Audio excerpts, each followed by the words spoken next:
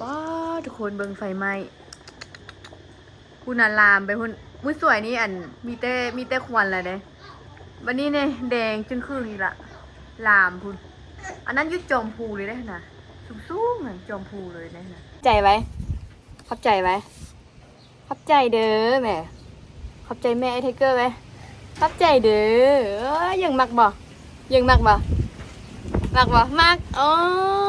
มักเนาะงามบ่งาม งามบ่เชื่อนี่งามบ่งามยังมักว่ะมักบ่มักโอ้เอาไม่นั่นเลยก็เอาป้า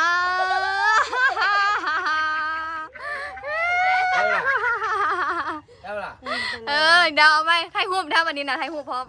โอ้ยไทยหูบโบเกียวเป็นเด้ออย่างแซ่บอยู่บ่แซ่บบ่รสชาตินี่น้องมักเนาะแซ่บละมุนามาใหม่เด้อ2 แก้วมันน่า2 แก้ว2 แก้วเป๊ปซี่เด้วันนี้2 แก้วเป็นเป๊ปซี่มื้อแรง2 แก้วเป็นเบียร์ตีมื้อแรงมาอีกงามทุกคนนะฮะขนาด3 โมงเด้อนี่3 โมง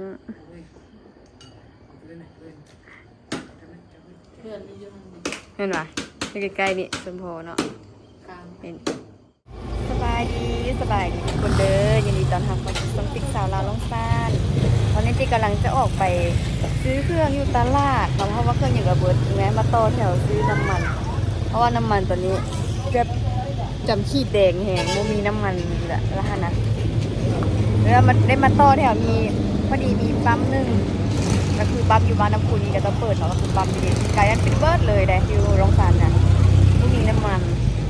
ตอนนี้คนกำลังเริ่มพากันมามีแต่ปั๊มเดี๋ยวนี้เปิดกันเลยว่าต้องได้มาต่อแถวดีแต่ว่าแถวโบราณนี่อันมาท่าโรดิเตอร์ว่าเดี๋ยวนี้ยังไม่ได้ไปหอดตลาดตอนนี้เพราะว่าน้ำมันเดี๋ยวจะเติมถังได้ก็สิให้เติมถังเลยเอาไว้เพื่อสงกรานต์ตอนนี้กำลังตลาดทุกคนเดี๋ยวต่อแถวก่อนเดี๋ยวจะกดทันมาท่าได้1ละคิดว่าจ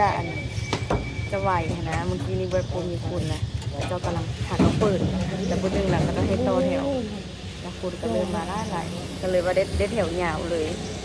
ก็จะหยิบเติมก็หยิบไปตลาดจะเดินทำอีกการลุ้นอยู่ว่าจะเปิดบ่หรือบ่เปิดแต่ดีแต่เพิ่นเปิดเนาะเพราะตอนนี้พวกมีน้ำมันเลยนะพวกหัวลิตรเท่าใดวันนี้ต่อแถวกันอันนี้กำลังท่าแกซี่ฮอนเขาละอีกคันหนึ่งก็ฮอตติดละก็ยังแบบว่าขึ้นน้ำมันก็วันนั้นแจ้งการออกมาว่าน้ำมันนี้สิบ่ให้ขาดว่าจะยังขาดคือเก่าบางคนก็จะเอากระตุกมาใส่เอาเพราะมันง่ายบริเอาจักมาถ้าเอามาก็ได้เปลืองน้ำมันเลยเป็นสินะแต่ก็ใส่ตุกได้หลายจะทอดทิ้งมาละเอามีการรัดคิวเกิดขึ้นบัดนี้ทุกคนตัวนี้มันไผ่นี่น่ะทำไมไม่ไปต่อแถวเจ้าแซงคิวมาเลยแซงคิวอีกแล้วขอบใจอีกแล้วแล้วแม่คนก็กำลังเริ่มมาหลายๆคนมาต่อแถวกันยังใครเนาะมาแซงคิวนี่ยอมเลยอันนี้ก็คือเป็นปั๊มน้ำมันคลาสยับปีก่อนบุญยับแล้วมันก็จะแซงคิว อยู่เลยย่างมาต่อแถวเลยย่างไม่ได้ต่อแถวย่างมาแซงคิวเลยธรรมดาไอเสื้อฟ้าแล้วก็ติด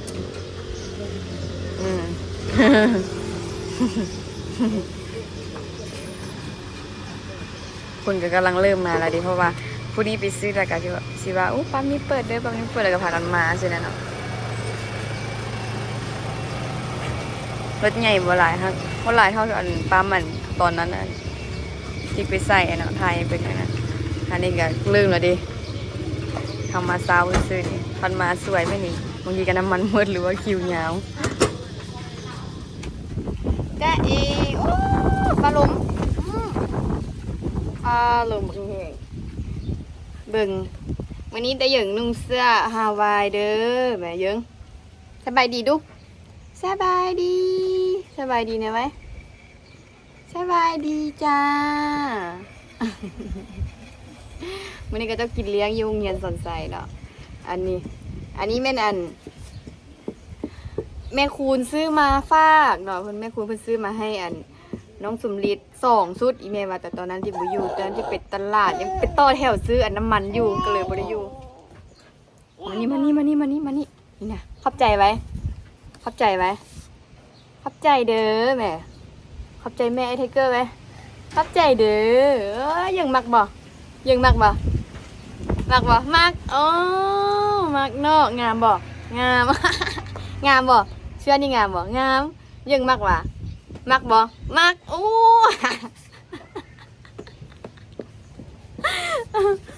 ขอบใจเด้อเนาะขอบใจแม่คูณเด้อที่ซื้อสุดงามๆให้น้องสมฤทธิ์เนาะนี่เดินมานี่เบิ่งอันดังเพิ่นน่ะมานี่ดูเอาดังดูเอาดังให้เบิ่งดูความดื้อน่ะดื้อแท้ดื้อว่าเบิ่งดังดูบัดนี้เบิ่งหอยดังดูน้าเพิ่นไปฟุบใส่อันนั้นเนาะถังน้ำหั่นน่ะนี่ถังน้ำเห็นบ่ถังเล็กนั่นเบิ่งบ่ทันได้ดื้อเด้หากะเกียมเครื่องขายหากะได้กินข้าวแต่เช้ายังไม่กินข้าวหากะได้กินเมื่อกี้นี่เป็นข้าวสวยกับข้าวเช้าเลยเนี่ยได้แผลใหม่อีกนี่ยังจะได้เกียมเครื่องอีกเลยนี่นะยังบ่แล้วเอามาเกี่ยมท่าอีเมกินข้าวผู้ใดได้กินข้าวเช้าเลยอันนี้ก็ดื้อความบุญนะนี่รอไปหาปลามาเมื่อกี้นี่ก็ได้เลย1เนาะแม่เป็ดขายอยู่ตลาดกับโบได้ขายแล้วนะแบบก็เจ้าขายก็เจ้าเอาชื่อโคตรนะแต่แม่หันไปเลาะขายโดนไปเลาะขายก็เดี๋ยวซื้ออยู่ซื้อสวยกับเจ้าต่างซื้อสวยเนาะจะอุดหนุนสวยตรงแม่ความดึงเอาดึงเนาะนี่แม่กินข้าวแล้วเอาสมเด็จแบบติกระชิได้ไปเกียมเครื่องขายยังจะได้ทอดขาไก่กับตีนไก่เพิ่มอีกดังนั้นมีแต่ลวกปลาไว้ต้มปลาไว้เนาะต้มน้ำปลาไว้ยังจะทอดเป็นประเภทเครื่องอันนั้นเครื่องตามเครื่องอย่างนั้นติกันซอยเอาไว้เวลาใส่ตู้เย็นไว้เวลาตู้เย็นก็จนเต็มยุ่ถังน้ำก้อนก็จนเต็มนี่ท่าก็จะเอาเครื่องดื่มมาให้อยู่เครื่องดื่มเหมือนเป๊ปซี่กับเบียร์เบิดน้ำก้อนสร้างได้เมื่อวานเนี่ยไม่เห็นมาพอดีมื้อนี้นี่มืดแท้มืดว่าเลยใครมื้อนี้บ่มาอะไรจะเชี่ยวได้เอาอีกก็พันจักได้คนวะพอได้ขายอยู่ทุกคนเอ้ยเมื่อวานนี่ขายเมื่อวานนี้จนแบบบ่มีเวลาจับโทรศัพท์อย่างเลยทันถ่ายคลิปแต่ตอนเช้าตอนเก็บเครื่องทันเลยตอนสวยมาแล้วก็จะมาพร้อมกันเลยสินะมาแล้วมาพร้อมกันมันบ่มากับบ่มีไผมาเนาะก็คือแบบนี้แหละเบิดมาแล้วมาพร้อมกันแล้วจะโทรสั่งไปส่งแน่สิเนาะไปส่งที่กระหับส่งเด้ตามละให้อีเมียไปส่งเมื่อวานนี้นะเพราะว่าเอาสมฤทธิ์เนี่ยไปให้แม่ปิ่นแก้ว ให้แม่ปิ่นแก้วเบิ่งตุกเด้อเอาสมฤทธิ์ให้แม่ปิ่นแก้วเบิ่งแล้วก็ให้อีเมียไปส่งตามที่กะตามแล้วก็มีควายอยู่5 เดสินะดึงเอาแล้วเนี่ยคือว่าไปนำอาตุยคือว่าไปนำอาตุยไปเล่นน้ำแม่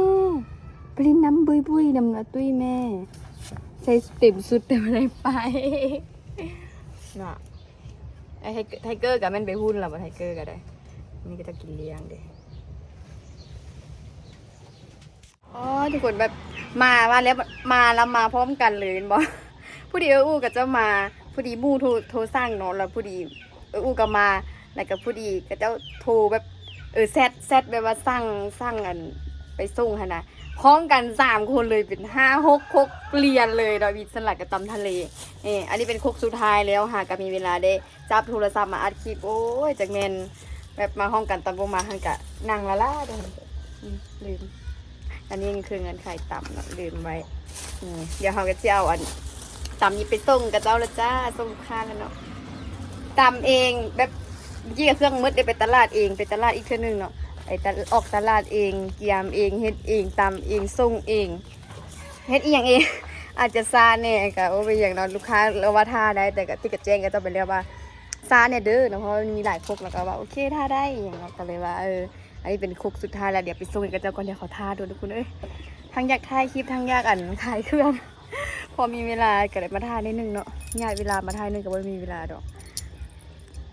เดี๋ยวไปส่งตามกันเด้อ เว้นเมาเต้งเฮียนนะตี้อันนี้ส่งคนไปกินเหรียญเลี้ยงยุงเฮียนมา ยังทันเมากำลังจะเมามากินตำช่วงนะ ยังวันเมาอีก ยัง จะไปจากหมู 12 นี่ห่างกัน4 โมงเนาะ ยังทันเมา ยังโดนเนาะใส่แข่งได้ยังใส่แข่งเลยเพราะไอ้เต้ยเขาก็ว่าชิมาเมื่อส่วนนี้เรามากับแล้วว่าตอนแรงชิมาไม่นะแม่2 แก้วน่ะ เอามาก่อนเส้นหาจะมาหาเขา เขามาแล้วฉันหาอันเพิ่นไปกินเลี้ยงส่งกินเลี้ยงปีใหม่เนาะกินเลี้ยงปีใหม่พากันหน้าเด็กมา ถึงลิปสติก หน้าแดงแห้งเต็มมา มื้อนี้มีแต่คนสั่งครับคนมานั่งกินอยู่ห้านแท้กับบ่ค่อยปันเด้อมีแต่คนสั่งเป็นส่งเขาขี้คร้านออกเดี๋ยวมันร้อน กินอยู่เหือนเด้อ เลาะส่งตำเขาเห็นว่ากำลังไปส่งตำให้เขาแล้วสิไปแว่ซ่าหัวเอาดิแม่โทรหาว่าดีแต่บ่ทันได้ฮดน้ำใส่หัว น่าจะเชื่อไปไหมหันซาบุบกับหันสืบสวนกับเต็มเบิดเป็นเด้ออย่างแซ่บอยู่บ่ แซ่บ แซ่บบ่ รสชาตินี่หนอมักเนาะ แซ่บละมื้อหน้ามาใหม่เด้อ 2 แก้ว มื้อหน้า2 แก้ว 2 แก้วเป็น4เด้ มื้อนี้2 แก้วเป็นเป๊ปซี่มื้อแรง2 แก้วเป็นเบียร์ติ แรงมาอีกเขามาจะมาหา เพราะว่าชิมากับมีนาต้นตาลบ่วันนี้ก็คนเที่ยวทางก็มีแต่พวกอันเขาไปอันนั้นมาอะไรนี่นะไปเอียงก็ไปกินเลี้ยงปีใหม่เห็นแต่เด็กน้อยป้าพากันแต่งตัวซ่าน พวกมัธยม พี่ปิ่นกลับแล้วไปปิ่น นอนอยู่เหือนพุ่นละ เด็ก สมเด็จเมื่อกี้นี่สมเด็จไฮมันจะนอน เด็กน้อยเขาบ่ได้กินแอลกอฮอล์เนาะแต่เป็นลิ้นน้ำม่วนแล้วก็กลับมันนั่นนะเมื่อยเด้เบิ่งรถอันนี้มาลากแก่เด้อวะขี้ฝุ่นย้อนอันนี้นี่แหละรถอันลากนี่แหละแก่น้ำสร้างก็แห้งสิล้างถ้วยล้างทู่ก็บ่มีกองอยู่หั่นเด้ถ้วยจานก็สิเบิดแล้วบัดนี้นะ ใครแต่ว่ามีคนมานั่งกินหลายมื้อนี้น่ะก็เลยบ่ได้ใส่จานหลายมีแต่สั่งกับน้ำกับน้ำแห้งแม่นสาด ดูแต่เป็น4 ฮ้อนกับไฟไหมแต่ว่าอยู่นี่บ่เห็นเนาะแต่ว่าเห็นเป็นควันอยู่เห็นบ่เด้อ้อมเลยก็จะจุดให้แล้วมันลามมันนี่ลามแล้วดับบ่ได้มันลามป่าไปเลยเบื้องนี้ก็เต็มเบื้องนี้อ้อมเลยแห้งฮ้อนล่ะแห้งฮ้อนตึมหายใจฝืดอยู่ยากเมื่อวานนี่ก็จ้อนไปดับฝั่งนั้นแล้วละแล้วยังฝั่งนี้ยังบ่หันดับนะยังดังตุ๊บตับอยู่ได้ดีนะมีแต่ควันเห็นบ่นี่ปานฝุ่นอัน PM 2.5 เลยทั้งฝุ่นทั้งควันในตึกบ่นี้อยู่ในเหือนมีแต่ขี้เถ้างานไผก็ได้ไผก็จุ่มบวกใส่อากาศร้อนแห้งตื่นมื้อนี้36 องศาเบิ่งเมื่อกี้มันได้เอาไม่นั่นเลยก็เอาป้าได้ล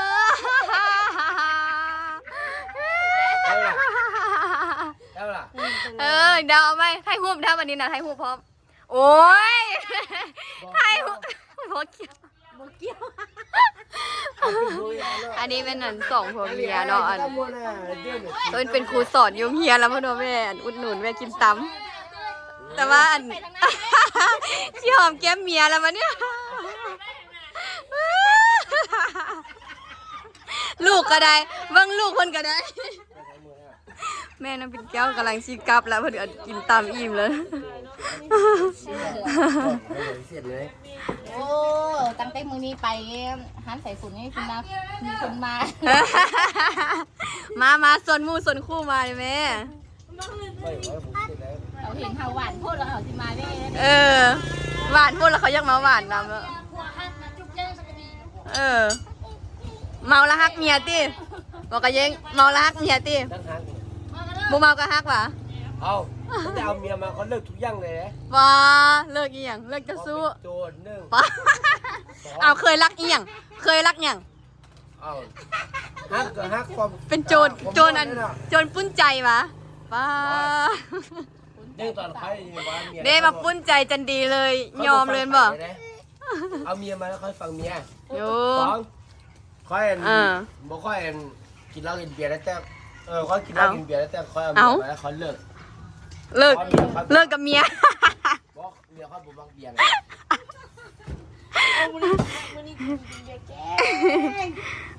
มื้อนี้มื้อพิเศษเนาะมื้อแรงให้ของขวัญตีมื้อแรงนี่ เมื่อกี้ได้ยินคุจี้ว่าให้กินว่าให้เจ้าคอยนี่ให้ติดตามหัวไม่ได้อัดวิดีโอมาแต่ยังหัวก็ ว่า เฮ้ยน่ะ หัวเดินเลื่อนหัวของเขาแบบ แต่ยังก็หัวนะยืนบ่ว่าจิถ่ายรูปงามๆมาลงรีวิวนี่นะว่าไปหอมแต่แก้มเมียบัดเดียว จังเลยเนี่ย มุ่งไหมมุ่งถึงเบื้องแล้ว อ้าวซึ่งซะลงปีนตายแท้ ว่าเอาจี้อยู่เมื่อกี้เขาอุตส่าห์ ๆจื้ออยู่อีกก็เด้เอาคันจันดีบ่ทวงจักก็บ่จื้อเลย ว่าเขาจี้อยู่ว่าเขาแก้เสื้อสมศรีอันสมศรีนะเพราะเราก่อนเราอยู่ไกลเลยเขาก็เป็นคนสุภาพเลย เอาแก้เสื้อให้สมศรี คนสุภาพเลยต้องใช้ลงปีน เพราะว่าที่แก้สมศรีอันคุมสมศรีนะเพราะว่าเราอยู่ไกลเลยเขาก็เป็นคน เอาแล้วเป็นอันเดอร์คือว่าไปคุมให้เรา เมาเลย ปอ แม่นตัวเองเบิ่งคนเดียวซะ เอาเงินมาดูมันจะไปซื้อขนม ใจเด้อ กี่หน่อย เด้อ ว้าวถ่ายดูสุด ก็หูไม่เหรอ โอ้ยตายได้ต่ำนี่จะเป็นหวานเนาะต่ำนี่เนาะ เอาไว้ใส่ใจได้เมีย ได้ลูกสองแล้วยังหวานอยู่ เอาเมียคือทุกอย่างเนาะ อ่ามีเมียคือดวงใจเห็นปะเอาอีกผู้หนึงเด้ลูกนะ บ่ได้มา อยู่เหือนปะ บ่สบายนะ เป็นเอาได้ต่ำน่ะแซ่บอยู่ว่ะแซ่บอยู่เนาะโอ้ยังโปอีกพาหมู่มาแม่มัน แต่ กิน น่าสิมาบุญนึง พาหมู่มากินเหล้ากินเบียร์เด้กินเป๊ปซี่ ส่วนหลายนั้นข้าเมียผมมาเขา เอาก็เอาเมียมานำ เดี๋ยวแล้วเจ้าเมียมาแล้วมานะ มาแล้วก็เอาเมียมาเนาะ เมียผมมาเพื่อนสิกามาเนาะ นั่นแหละ เมียเนาะ ว้าวทุกคนเบิ่งไฟไหม้คุณลามไปคุณมุ้ยสวยนี่อันมีแต่ควันแหละเด้วันนี้เนี่ยแดงจึงครึ่งอีกละลามคุณอันนั้นยุดจอมพูเลยได้นะสูงๆเหมือนจอมพูเลยได้นะนี่ตอนนี้ลูกค้าก็ออกหมดละเดี๋ยวเชียวได้ออกไปขายเลขแล้วทุกคนคันว่ามีลูกค้ามาอีเมลจึงโทรหาเนาะมันบ่มีแล้วก็ชินั่งขายเลขก่อนพอได้อีกจาก10จาก20ตื่ม แบบใส่บ่มีเวลาว่างเลยนะใส่เวลาว่างให้เป็นประโยชน์ตลอดนะอ๋อคุณโอ้มึงไฟไหม้ป่ะมึงไฟไหม้ป่ะอุ้ยแกอยู่ใส่แกน่ะแกอยู่ใส่หุ่นโอ้เพิ่นเห็นอันจีเจียมเนี่ยเห็นจีเจียมอยู่นี่นะ เอิ้นกับแก แกอยู่ใส่ยังแกดิแกอยู่ใส่ยังแกอยู่ใส่ ปูมันลงละ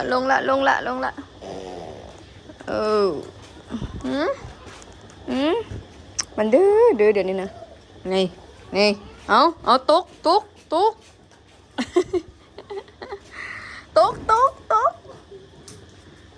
เสียงตุกตอนนี้กันมีสาวน้อยมานั่งกินผู้เดียวทุกคน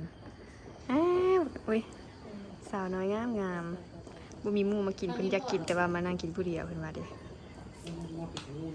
นั่งพากันนั่งเบิ่งไฟไหม้ป่า ทางนั้นน่ะทางนั้นไม่เฮงก็ทางบัดนี้ทางนี้ไม่มืดแล้ว แล้วยังกับบักคนฮอนเนาะอาบน้ำจากเทื่อแล้วนี่นะ เชื่อละ ยังอาบจากเทื่อแล้วยัง ฮ้อนบอกมันนี่ อาบน้ำเย็น เย็นนะ โอ้บักคนฮอนอาบน้ำเย็นแล้วเนาะ น้ำเย็นใช่ฮ้อนเองนะ อันไอ้ตุ้ยกับต้นตาลมีนาว่าสิมาเนาะเพิ่นว่าตอนแรกเพิ่นสิพากันมาอีกสุดท้ายละอันเห็นอันแม่คูณโทรหาเมื่อกี้อันว่าพ่อต้นตาลมันถูกงูกัดว่าซั่นแต่บ่ฮู้ว่างูอีหยังอะเพิ่นว่างูเผางูกระบามีพิษติงูกระบา หมูกระบะ เนาะเพิ่นว่างูเผากระบาว่ะ ก็มีนะ แปลว่ามันก็บ่มีพิษร้ายแฮงว่าอันเดินนี่แหละใครแต่ว่าเป็นงูเห่าเป็นงูจงอางมันปวดว่าอยู่บ้านหาก็มียาดีเดี๋ยวละไปเวียงเลย เอาคือบ่มาสักยาอยู่ที่ว่าง มี เขาบ่มียาเด้อเนาะแล้วอัน มีโฮโมบ่มีที่ว่างมี มีบ้าง แล้วเอาไปเวียงเลย วัคซีนน่ะ งู โล ไอ้ มา บุญ แม่ กับตัวงูเขียวกัดเป็นยังไง โด เป็น เพ้อ ไอ้บุญนะ อ่ะงูเขียวบ่มีพิษติ กัด งูเดี๋ยวบ่มี ก็มีเลยเนาะ อ่ะมัน งู งู สะเกาะเลย มันมีงูเขียวมีพิษกับงูเขียวบ่มีพิษแล้วบ่ งูเขียวก็มีพิษ เพิ่นจะซื้อมาสร้างซื้อเล็กงูนะโอ้ยไปเอาลูกชิ้นคุณไปอยู่เฮือนเช่นหาไม่กองแล้วบ่ตอบก็ดิโทรหาจึงครับมันบ่ได้ไปเอาบัดนี้มันคิดลืมบ่อีเมลเวบ่มีลูกชิ้นเลยมื้ออื่นนี่ไปเอาอยู่ลูกชิ้นแซ่บ กัดมันฮ้อนแล้วมันรีดอยู่ในใบไม้ แม่ที่เราถึกกัดอยู่ส่วนยาง งูส่วนยางมักสุดเลย บ่ได้ออกไปขายเลยสำหรับคนขายอยู่เฮือนเพราะว่ามีคนแซดมาซื้ออยู่ เอาไป เพราะว่ามีลูกค้าเด้ กูจุกแตก ดื้อผู้ใดเอาก็สิบ่ร้อนแล้วเวียงกันจนยอมเป็นสาวน้อยเลย เองนะ เดี๋ยวซูมให้เบิ่งใกล้ๆนี่งามๆทุกคนนะฮะขนาด3 โมงเด้อนี่3 โมง เพื่อนนี่อยู่ทางนี้ เห็นป่ะอยู่ใกล้ๆนี่สมพอเนาะ กลาง เห็น หน้ามันกินหน้าเลยที เอ้ย น้ำซุ่ม อ่ะดาดึงดาดึงทุกคนว่าคือกันบ่นี้หลายคนว่าท่วงว่าคือกันนะแล้วหูก็คือกัน โหยนี่อ่อนโหยนี่แข็ง มันเท้าแล้ว หูเท่าละแข็งอันนี้ยังอ่อนเลย แม่นมาหยึงแม่นบ่แม่นแม่นอ่ะ คือกันเนาะ เอ เขาว่าคือกันเขาว่า เฮ้ย แม่เพื่อน หิวแต่น้ำไปอ่ะ ยังนอนสุดบนกันตาตา มันก็ยอมนอน ตาบึง ไปนำนี่ เออ มามุนอน ป้าเบิ่งนี่ทุกคนไฟไหม้น่ะอันเศษมันน่ะปิวมาพี่นะเบิ่งไหมเศษใบไม้น่ะอยู่ในเฮือแล้วมันมีแต่ขี้เถ้าเบิ่งไหมแม่นหมดเลยได้อยู่กลางเดินนี่นะนี่อันแบบบล็อกปอกแป๊กดำๆเนี่ยแม่นอันใบไม้ที่มันไม้มันแต่พูนะนี่มันก็บ่ได้ไก่กันหลายเลยนี่นะเบิ่งไหมอยู่ผู้หยุ่มผู้ยมเนาะเบิ่งกลางเดินบ้านอันนี่นะแม่นหมดเลยได้นี่ทั้งควันทั้งขี้เหงื่อผู้ใดก็จมผู้ใดมีแอร์แล้วก็อยู่แต่ในห้องแอร์เหมือนเฮาบ่มีแอร์แล้วก็ อยู่แบบนี้แหละอยู่ตากแดดในตอนค่ายแรงมันก็สิประมาณนี้ทุกคนมือเงียบมืดนะเดี๋ยวสิให้เบิ่งทางนอกนี่มืดตึ๊บทางนี้ก็เงียบได้ยินแต่เสียงไฟไหม้ป่าหั่นแหละบรรยากาศของวันนี้เครื่องขายเฮาอันนี้ก็ใกล้สิเบิดแล้วทุกคนดิทอดติ่นเหลือแต่ติ่นไก่ทอด3 อันแล้วก็ไข่ต้มอีก2 หน่วย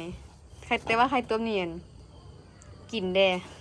แบบหิวข้าวแบบบ่ทันเฮ็ดอีหยังนะแล้วก็กินข้าวกินตับกินอย่างแหละกินข้าวนะหาก็ได้กินข้าวแรงหาก็ได้กินข้าวสวยตอนนั้นวังแรงนี่เมื่อกี้นี่พอดีเมียแล้วล่ะน้องสาวนี่ก็มามาเด้อทุกคนกินข้าวแรงเด้อวันนี้กินอันเอียงว่า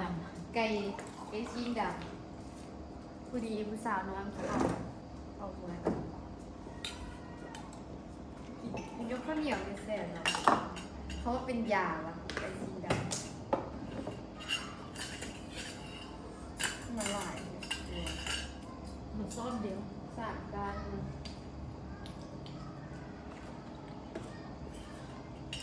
จำเจียวซุปแล้วก็เก่ง แข็งยาวสูง ซื้อแก่โลหนึ่ง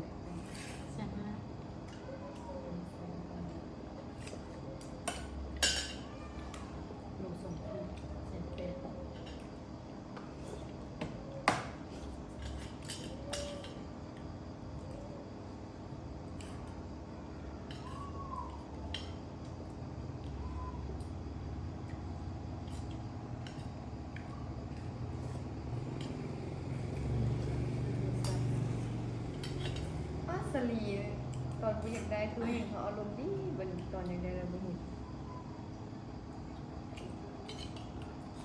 สามสี่สองห้า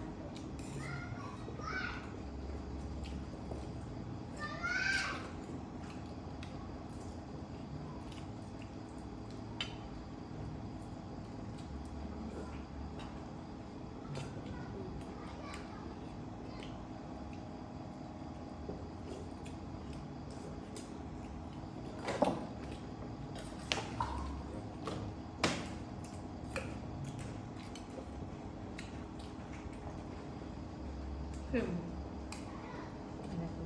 เดี๋ยว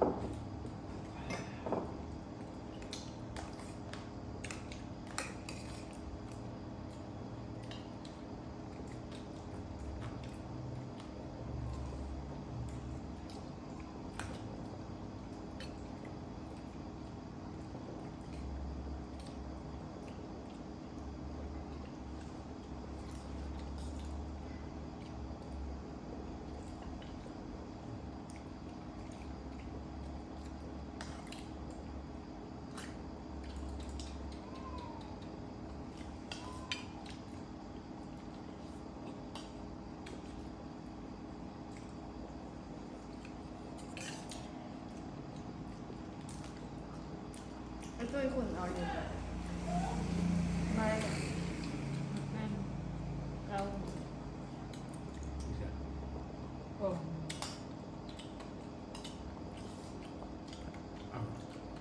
ไม่เป็นอันนี้มาแบบคาน อันนี้กูต้องมีไปแล้วงูจะกัดหัวช่อง เป็นแม่ด้วย ทั้ง4 โมงคุยกับอู้ออกจากโรงเรียนเราไปซื้อเล็กก้าเราออกไม่เราไปซื้อเล็กอีกวะ ป้าจะเป็นปีนะ ก็ตำต้นมันไว้ใส่ถุงไปให้ในจานกินยังมาขายเครื่องบนละมั้ง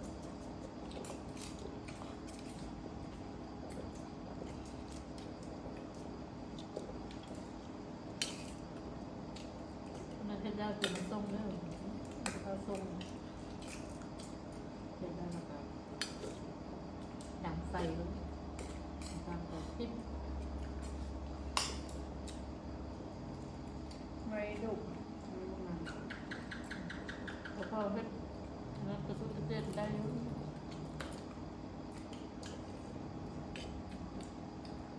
มันหางไม้กับคายงานมันเมื่อเดือน ไม่ข้ามเพื่อนเนี่ยที่ทำงานเหมือนเนี่ย ตัวพูดไปตี บ่ ไม่ได้ ข้ามไม่ข้าม ไม่คาน ไม่ข้าม ไม่เบียบคานทีคานที อุ้ยไอ้จิตอาการมืดแล้วไอ้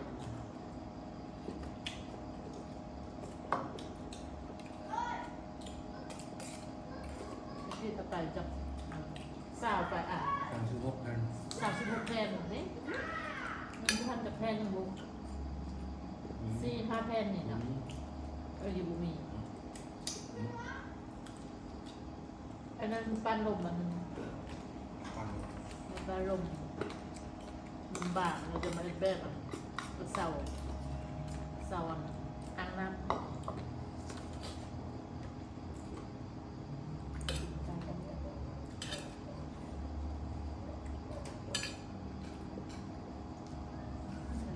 ไปเยี่ยมมัน